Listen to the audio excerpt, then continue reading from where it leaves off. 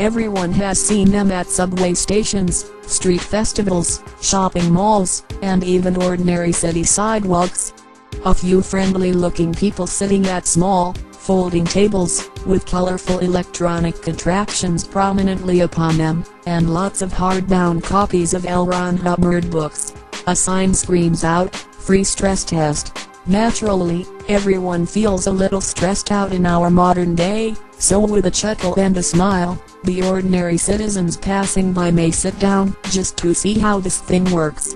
It is fun to try out this kind of carnival game. Maybe this gizmo will say something amazingly accurate. Also, it's free. What could go wrong? Well, a lot could go wrong, and often does. The people with the gizmos are Scientology cult recruiters, the machines themselves are Scientology e-meters, a primitive sort of lie detector machine, and the Hubbard books are part of a sales strategy that is elaborately plotted out to the point of being bizarre, especially for an organization that claims to be a religion. No matter who you are, how you feel, or what kind of jiggles and squiggles the e-meter apparatus makes in response to you, the Scientologists will tell you that your life is in a rather precarious situation, and that the best thing would be for you to come down to the church for further interpretation and advice. Let's make an appointment for you now. What is your name, address, home phone number, work number, cell number, email address? Oh, and you need to buy one of these books, too. In the early 1960s, the U.S. Food and Drug Administration, FDA, realized that Scientology founder L. Ron Hubbard and his acolytes were claiming that auditing with the e-meter could help to diagnose and treat a variety of illnesses. Auditing, one of Scientology's core practices, is based on the notion that the e-meter can reveal a person's mental state, past lives, and other odds and ends of the unconscious mind. This is done through intensive questioning by an auditor, as the subject holds the e-meter and the auditor leads him or her through a sort of guided hypnagogic fantasizing. Because Scientology believes that illness is caused by the presence of suppressive persons, and not germs, toxins, genetics or other causes, Hubbard and the Scientologists were spreading the word that the e-meter could help root out the suppressive people in one's life, thereby curing a variety of illnesses and health conditions, raising IQ, and making one successful in every way. This, of course, was completely false. In 1963, the FDA seized more than 100 e-meters from the cult's offices in Washington, D.C. Thus began 8 years of litigation, with lots of dramatic highlights that I will not discuss here. On July 30, 1971, Judge Giselle reluctantly ruled that Scientology must, indeed, legally be considered a religion, but only because the U.S. government had neglected to do anything about it earlier. Unfortunately, the government did not move to stop the practice of Scientology and a related science known as Dianetics when these activities first appeared and were gaining public acceptance. Had it done so, this tedious litigation would not have been necessary. The government did not sue to condemn the e-meter until the early 1960s, by which time a religious cult known as the Founding Church of Scientology had appeared. Giselle ruled that the Scientologists could keep on auditing and using the e-meter, but they were forbidden to make any claims that it could diagnose, prevent or treat any health condition. Moreover, they were only to use it under the strictest of religious contexts, and they were to prepare warning notices that could be prominently seen on the e-meter as well as in any literature or publication about the e-meter or the auditing process. Ministers, as well as people being audited, were required to file affidavits with the FDA.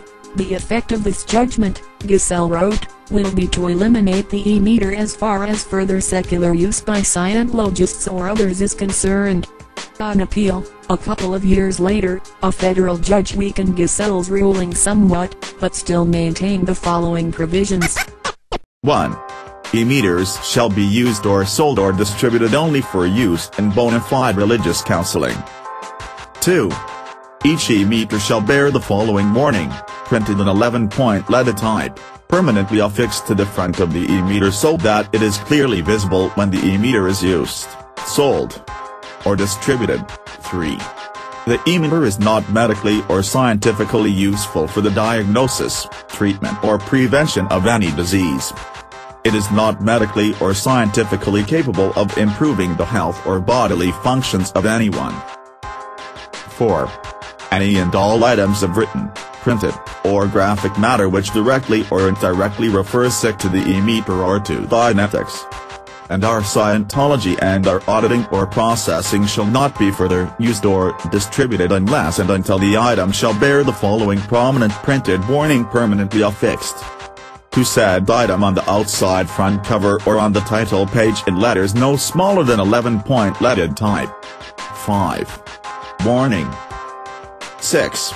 The device known as a Hubbard electrometer, or e-meter, used in auditing, a process of Scientology and Dianetics, is not medically or scientifically useful for the diagnosis, treatment or prevention of any disease. It is not medically or scientifically capable of improving the health or bodily functions. Why, then, 35 years later, is Scientology diagnosing stress with the apparatus, in contexts that are blatantly not bona fide religious settings? Instead of following these highly detailed and very explicit instructions, Scientology only does this. Its warning label, placed discreetly underneath rather than on top of the contraption, reads as follows. By itself, this meter does nothing. It is solely for the guide of ministers of the church and confessionals and pastoral counseling. The electrometer is not medically or scientifically capable of improving the health or bodily function of anyone and is for religious use by students and ministers of the Church of Scientology only. Scientology also ignores the order to provide the warning on its graphic materials, magazines, websites etc. So, these sidewalk stress testers, volunteer Scientology ministers, who survive on about $35 per week, go out every day with the order to sell a certain quota of the Hubbard books for a suggested donation of $22 each. Try to make a donation of less than that, say, for example, $1, as I tried to do, and several worried hands will rush out to snatch the book from your grasp. Scientologists fail to sell their quota of the books, even if they sit out there for 12 hours or more. The quarterly Scientology book ads may prolong their misery still further, and here in San Francisco, for example, we have witnessed many long days on which the Scientologists sold no books at all, and perhaps only giving a handful of stress tests. Most of the time, the Scientologists will play a sort of musical chairs, taking turns in giving each other stress tests, in an effort to seem as though the stress tests are greatly in demand. Considering the elaborate planning and infrastructure behind Scientology's stress test and book sales org board, this can only be seen as a tremendous failure. To continue reading this article, use the link in the right column. In closing, a warning to stress test operators. We are anonymous. Expect us. Still.